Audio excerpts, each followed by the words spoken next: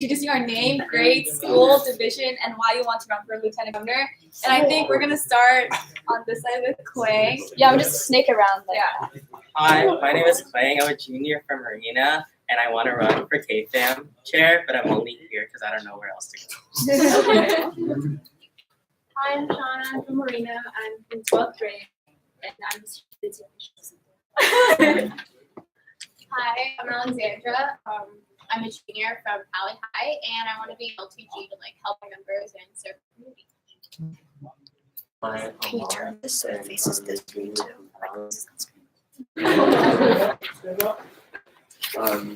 Here to learn. Hi, I'm Leslie. I'm from LTG and get more involved. Hi, I'm Anise and I'm a freshman from Edison and I want to be lieutenant governor to be like Cynthia. So cute. Hi everybody, I'm Katrina. I'm a junior from Palm Valley. Yeah, I totally forgot. I just want to be lieutenant governor because my twin sister's up there, but also to fire up everybody's human spirit. I'm Stio. I'm a sophomore from Edison. Kind of want to run for LTG because I want to get out of the house more. So, I'm Hannah. I'm a sophomore from Edison. I am interested in LTG, but I'm not sure if I want it yet, but I'll figure out at the end of this presentation. All right, hi, I'm Kai. I'm a junior from Edison, and honestly, I think I want to be lieutenant governor because I think we'd be making big moves in Jet Division. It's really boosting the clout, raising that human pride and spirit. You know what I mean? Oh, my hair's okay. Hi, I'm Alyssa and I'm a freshman from Edison and I want to be LTG to see how I can benefit the community. Hi, I'm Cece from Rancho Campana. I'm a junior, and I want to be LTG because I'm really passionate about this club and your club. Hi, I'm Angel and I'm a sophomore from Wilson and I want to be LTG to help my division. Hi, I'm Sean. I'm a freshman from Wilson and I just give you a learning about this position. Okay. Thank you guys. Thank you. So next up is, what is an LTG? What is lieutenant governor? So the shortcut of writing lieutenant governor is LTG. And so basically what an LTG does is that you oversee and advise different clubs and club presidents within your respective division. So you're responsible for the growth of each club and you provide materials in order for the division to grow.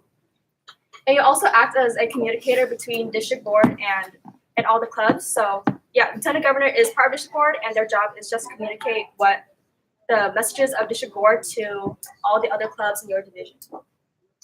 Okay, so the duties of a lieutenant governor. So I hope that you guys all know what a DLT is, which is Divisional Leadership Team. And I know that for some schools or for some divisions that it changes. I know for Jet and Crystal, we have some. I know Jet has some additional DLT positions and Crystal doesn't. The next thing you guys have to do as a lieutenant governor is host DCMs, PCMs, OTC, KTC meetings. So does everyone know what a DCM is? Because I hope that you guys all went to one. Who can tell me what a DCM is? Waste of time. Okay. So a DCM is a divisional council meeting. A PCM is a president council meeting. You guys should regularly be having these every single month so you guys get updated with district information and whatnot.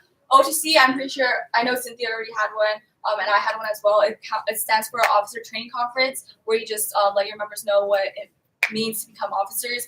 KTC is Keyless Training Conference, where you just help educate members on what Keyless is and all that other stuff. Oh, sorry. I just want to add on. So PCMs, she mentioned, is President's Council meeting. So usually this is taking place before or after DCMs, just to talk to the presidents and update them on information so they can communicate with their respective club. Yeah. The next thing is managing club boards, communicating with presidents. So I cannot stress this enough, but communicating with your presidents is number one. Although communicating with your other officers is important, your presidents know the most about your clubs, and because you're a lieutenant governor, you can't attend to every single club because obviously you only go to one school, but you need to communicate with them well so you know how each club is doing and how your division is doing as a whole. And every single officer in your club board should have a RF, which is a report form. PRF is a president report form, BPRF is vice president report form, MRF is for secretaries, treasurer report forms, ARF is for historians. So one of the most important report forms is the MRF because that's what the secretaries fill out, and that's where we get to see how many hours are tracked from each single club and how many hours we rack up every single month. So make sure if you guys do become lieutenant governors that you guys get on top of these report forms, and that's how the district gets like an account or record of everything. And so obviously if you guys have report forms, LTGs have report forms too. So we have an LTG MRF, which is kind of like an accumulation of all the report forms for secretaries and the hours. And that just kind of helps us see, like I said, all the hours that kind of rack up throughout the month. And the next thing is charting new clubs and focusing on member retention. I know this is not very common, and it's kind of hard to chart new clubs and finding community clubs or school clubs out there that are interested in charting a new club because it's a really long process. You have to go through all this paperwork.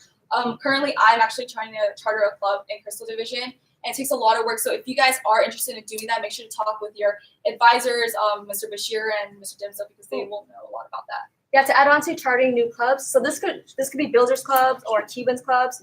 So the person in charge in our division is Allison Ngo, the membership development education chair. So if you're interested, yeah, as Mona mentioned, you could talk to Mr. Bashir, your advisor, and of course the membership development education chair. So the next one is serving on 2 district committees. I know this sounds a lot, but throughout your term, you'll find out that you'll learn how to manage your time more wisely, and it'll be really simple if you learn to communicate with the district board. Currently, I'm serving on fiscal arrangements committee and hospitality for decon. And honestly, it's not that hard unless you communicate with your members. That's number 1 priority if you're going to serve as lieutenant governor. The next thing is working with the Kiwanis family. So the Kiwanis family are adults, and I know sometimes you guys get kind of like flustered talking to them because they are adults. Trust me that they are here to help you. They're not monsters. They won't bite you. They're going to be there for you. So you guys can talk to them anytime. I know I was like that for sure when I started my term, and I was like really scared to talk to people. But once you get to know them, talk to them at like their training conferences, you'll realize that they're just like you, they're people. Now, the next thing is managing email and social media pages. So this is very important, and this also ties in with like media safety. But this is one source of communication that you do with your members because, come on guys, it's 2019. Everyone uses their phones. Everyone uses. I don't know a lot of people use Facebook, which is why a lot of divisions opt for like Instagram. I know some divisions do Snapchat too, which is not that common. But Instagram is one really major thing. You guys should constantly be updating your members on all the events that are happening. Even like your newsletters, if you guys publish it, your officers work really hard to create that. I know mine does. So it's really important that you guys get the word out there. Google Forms is also another thing that you could use to get feedback from your members. So because, like I said, you guys don't go to different schools all at once, you guys go to one school and you guys are very busy, it's important to create Google Forms so that you know what your members like and dislike, and you could change what you do next time. The next thing is attend required board meetings. So this is very important because this is where you discuss with all your board officers about what's lacking and what's improving and what you can work on in your term. And it's really good to talk about like the pros and cons of everything that you're doing. So that's it, Lieutenant Governor. Okay, to add on to that, so board meetings, they tie in with district board duties. So as a district board officer, you have specific dates where you go to a specific hotel area, and then you would have board meetings with all the rest of your district board. So as she mentioned, it's very important. This is where we discuss our goals, discuss about the upcoming events, and yeah, sometimes it requires us skipping school. So make sure to communicate with your school and your parents that you'll be missing home or school that day. Okay, so I hope you guys are interested so far about Lieutenant Governor. I know it's a lot of work, but honestly, it pays off. It's a really good experience. So the process of running. So number 1 is, if necessary, get endorsement from your home school. This only applies if there's 2 people from your school that's running. So I know last year there was me and this other person that ran from Marina. So because we have 2 people running for our home school, we had to have an endorsement process before conclave. So the home school could endorse that one person only. But that doesn't mean that the other person can't run. They can still run, but they just won't be endorsed by their school. Number 2 is mail in signed paperwork to the CNH Kiwanis office. And so the paperwork that you guys have filled out is called the LTG service agreement. So basically what that covers is the days of district board meetings, the days of fall rally. And fall rally for district board members is an overnight event. It also It also requires signatures from your principal, your parents, and your regional advisor. And overall, it just covers the important information that you need to know and your duties as a lieutenant governor. So yeah, you just need to mail that into CNH Kimara's office. Third step is finding a campaign manager. So what a campaign manager is, they help you with you running for lieutenant governor. So what they do, they could honestly help you with anything. What is required of them though is on conclave day, they would have to give a 1-minute speech in front of everyone, endorsing you. And after that, the lieutenant governor will go in and say their speech. We'll cover that more. So for campaign managers, I think we learned that Wonderboard. I know a lot of us were unfamiliar with it, but it's really good to find a campaign manager that goes to your school because technically no one's supposed to know who's running. So like let's say 3 people were running for lieutenant governor, none of them are supposed to know who's running for the position, but they need to know how many people are running. So it's preferred that you guys do pick it from your school.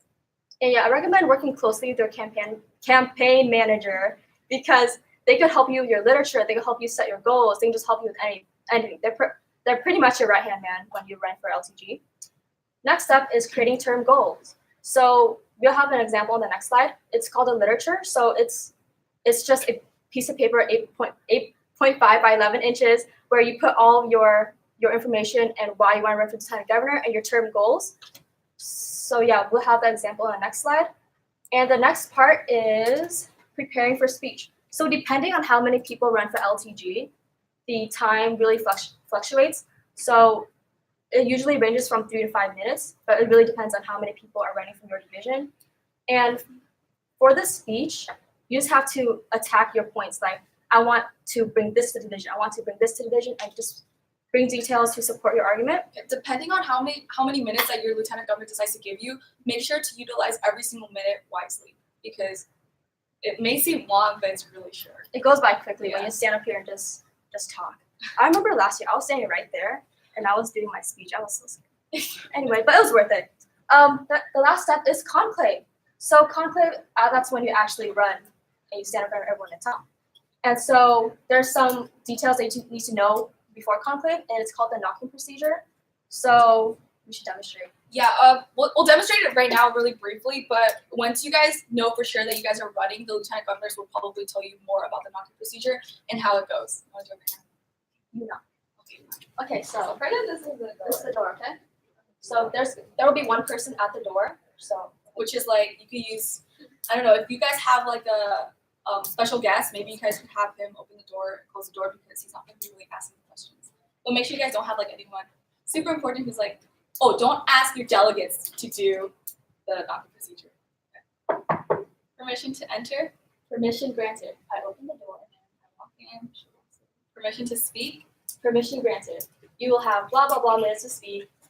Your time starts whenever you're ready. Yeah, and then you guys will also get like you guys will either have the option to raise your hand or get like a knocking when you reach like the 30-second limit, I believe, or whatnot. But that's all up to you guys. You guys can decide that later on.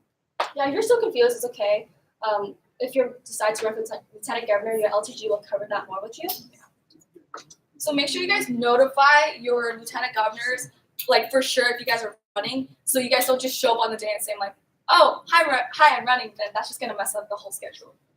I know some divisions, they have an interest form for a district board or lieutenant governor release, so make sure to fill that out and communicate with your LTG.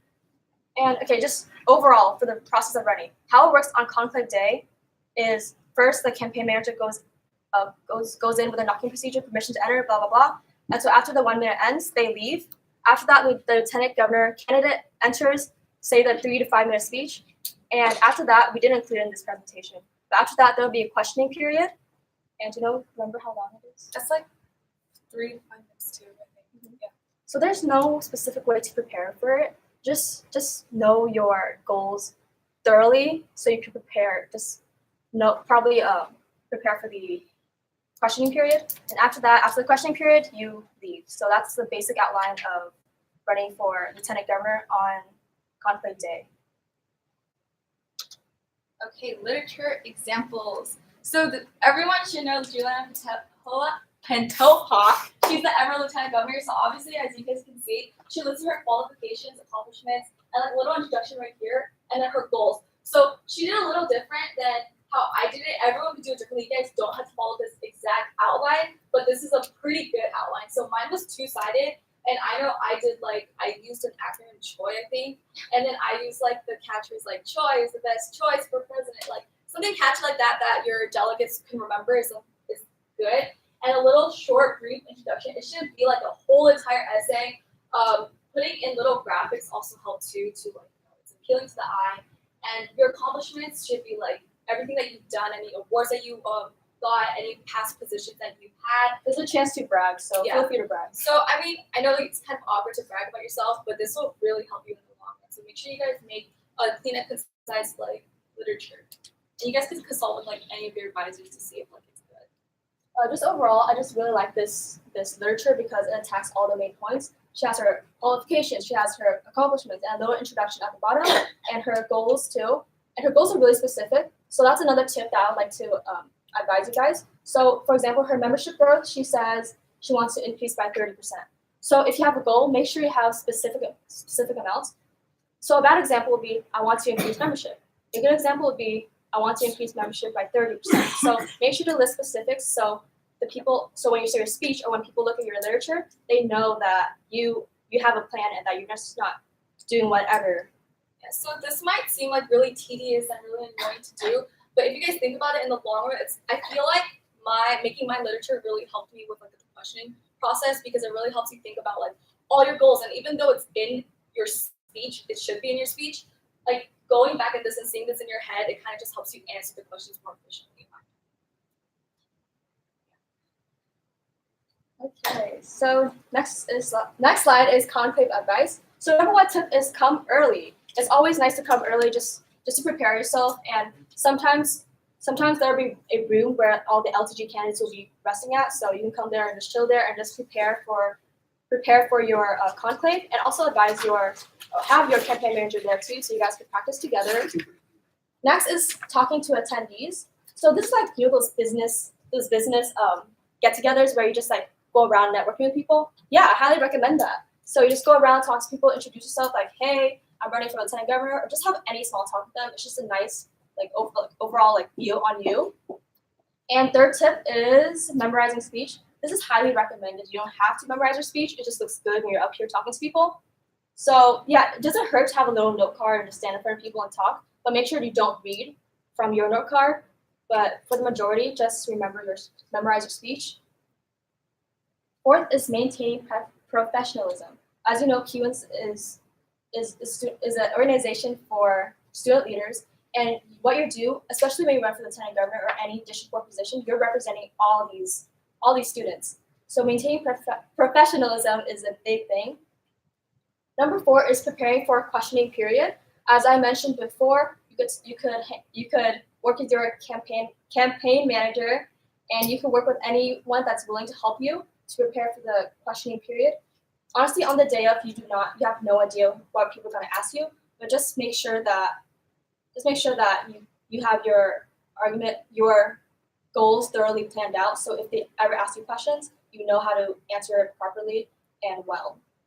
And last thing is maintaining a positive attitude regardless of the outcome. So this is a big thing as well. So I know it takes a lot of guts, it takes a lot of hard work to run for LTG, and you may be sad that you didn't get the position, but honestly, the other person that won the position also worked hard too, so make sure to give them some love and just congratulate them. Maintain a positive attitude. And honestly, if you don't get the position LTG, there's endless opportunities for you to continue to be involved in QUINS. We have appointed board positions too, where you could apply through an application, and you have an interview process. So just continue being involved and just don't drop out. Yeah, I mean that's a big issue. Like if people run for like lieutenant governor or like exec and they don't win, they just like quit QUINS. That's not a good thing. That just shows us like your dedication to this club wasn't as great as we thought it would be. But I feel like it's really important to keep a positive attitude, like she said. It's just, you should have like a positive mindset about this whole year or your whole journey through QUINS. Next slide. So general tips and advice. Stay organized. Okay, so this is very important when you're being lieutenant governor because you have multiple events happening at like generally around the same time. And you should have like a calendar. I know I have like Google Calendars on my phone just to remind me of all like the updates I have. On top of that, you have like report forms like I mentioned like a few minutes ago. Those have specific due dates, and it's super important that you turn them in on time so that Cameron, the district secretary, whoever the district secretary is, or the treasurer gets their report forms on time. And it's just all your events need to be organized or everything's going to be chaos. The next thing is be confident. So if you're not confident, then your members and your officers are going to see that, and they just might not take you seriously, which is the last thing you want because you need to keep everything in order, which also ties in with organization. The next thing is don't be afraid to reach out. Like I said, with like your Kiwanis family, don't be afraid to reach out to them just because you think you're scared or you think that they're gonna like, crush you down. They're not. Like they're there to help you. And something that I know a lot of LTGs didn't do in the past years was utilize their DLT. They think they're just there as officers, but no, you specifically chose them to be your DLT to help you guys, and that's what they're there for. That's why they filled out the application. And you just utilize them to the best of your abilities as well as your presidents because believe it or not, they're there to help you. I talked about the Kiwanis families, contacting them and asking them for help.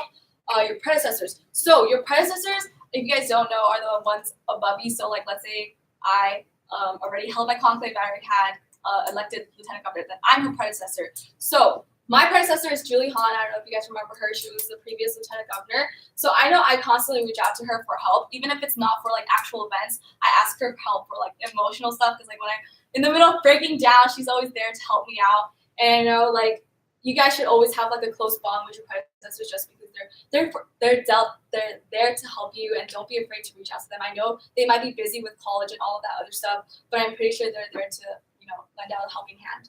Other DB officers. So I know I've created really close bonds with like people like Cynthia. I go to her like all the time. We text every single day about like human stuff. Even if it's not about human stuff, she sends me pictures of her butt or something like that. But things like that helps you create bonds with other DB officers, and that just kind of makes your DB experience a lot better. Just because they're there for you and they're your friends, and you know that even after Kiwans, they're still gonna be your friends. Next thing is working with your CNH counterparts. So I know a lot of us are kind of intimidated by Key Club because they're like so massive and they're so big compared to Kiwans. But trust me, they're humans. They're just like us. They're lieutenant governors. You probably have like 2 to 3 counterparts in CNH Key Club. But make sure to reach out to them. You'll know who they are after you get elected, I hope, if they held their conclave. But make sure to reach out to them because they have a lot of useful things that help you in your term. Next thing is let your school and teachers know in advance 4 days you will be gone. So like Cynthia said when she was talking about the hotel stuff, it's important to let your teachers know that you're going to be gone. Or else, I know some teachers are really nice about it and they'll just like let you pass with your schoolwork. But I've had personally like really hard teachers who just gave me a 0 for not being there, even though I told them months in advance. So if that doesn't work, I suggest that you guys talk to your principals or administrators and make sure you guys sort that out because even before. Although this should be your priority as lieutenant governor, it's important to get your schoolwork up because our goal is to educate you guys and make sure you guys go on and pursue higher education and go to college. Yes. There is an expectation once a new lieutenant governor is elected that he or she and a parent and the regional advisor meet with the school principal. Mm-hmm. So that's really an important part because that protects you. Yeah. So next thing is take and ask for constructive criticism. So I know a lot of people don't like taking criticism or they don't take it well. This ties in with losing conclave or whatever. It's really good to have a positive attitude when you take criticism because if you guys think about it in the long run, it's only going to help you guys. People are telling you this so that you can improve on yourself and you can improve on your term. So it makes the whole division better. And that's what we aim to do, improving the district. So Mona did a good job explaining, but I just want to give my personal experience. So I know beginning of the term for be confident.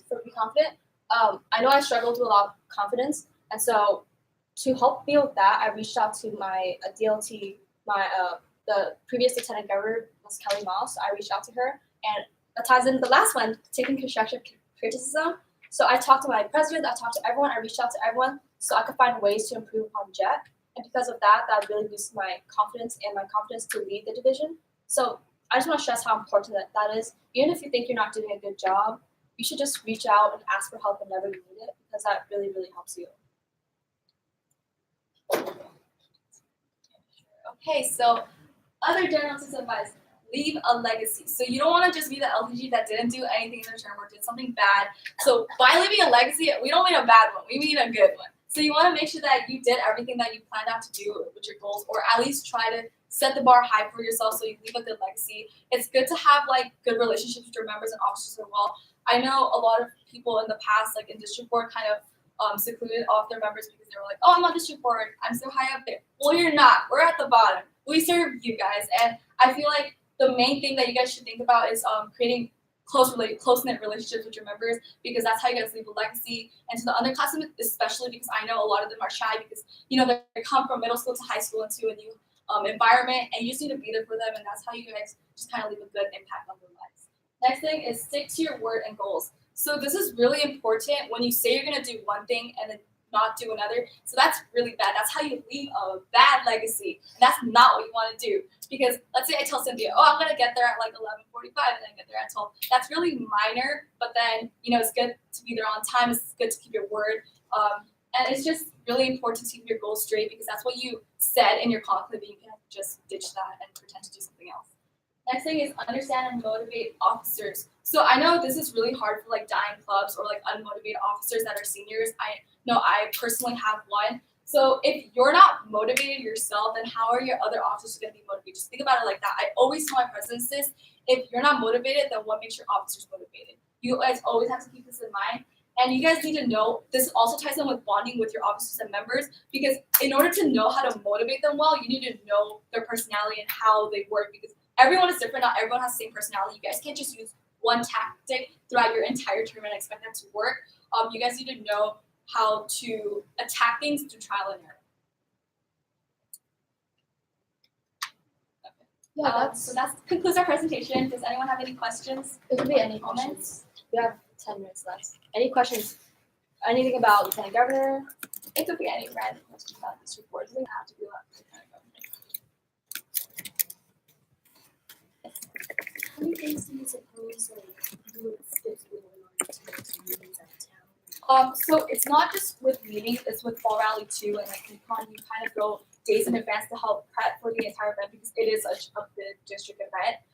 So I would say no more than 2 days that you have to miss school per event. Usually for the board meetings, it's just one. But we have multiple district events and multiple conferences. So I know you're from Ruby Division, I believe, right? And you guys kind of live far. So for training conferences, I personally, and I know Ruby, Jeanette, she only missed 1 day of school and the rest is the weekend. For Fall Rally, it's also 1 day this year. Oh, Decon is 2 days. Because Decon, so it's a 3-day event, right? And so the LTG elects would have to come on Thursday, which is the day before Decon, to help set up everything for Decon. Because it is such a big event and because we have to prep for so much, we expect you guys to be there in advance just so we can make sure everything is ordered. What else do you do? You guys have training with Mr. Dunsdale. Any other questions? No questions? All right, cool. Okay, make sure you guys just know that if you guys do have any questions coming up like later on after this workshop ends, you guys can always reach out to anyone on district board or your lieutenant governors. We're always here for you. So if you guys want to contact info, it's there. So what's your phone number? Oh, I changed my phone number. It's 323. Let's put that down. Okay, it's 323 828 3780. Okay, so if you guys want to hit me up, then there's my number. Okay.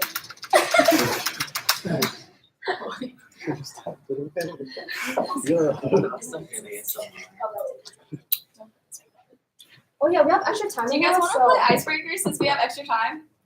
Sure. Okay, so do you guys know what riff off is? Okay, riff off. So basically, we split into 2 groups, and then I'm gonna give you guys a category, like a song category, and you guys have to think of a song in your head and then sing it together as a group. And whoever can't think of a song, before like the time is up, then you guys lose. And you guys keep on going back and forth, and I'm gonna give you guys a different topic each time. Let's split them up first. Yeah. How many groups do you want? Two. Okay. So we're gonna do like 1, 2, 1, 2, 1, 2. Okay. So we're gonna do 1, 2, 1, 2, 1, 2, 1, 2, 1, 2, 1, 2, 1, 2.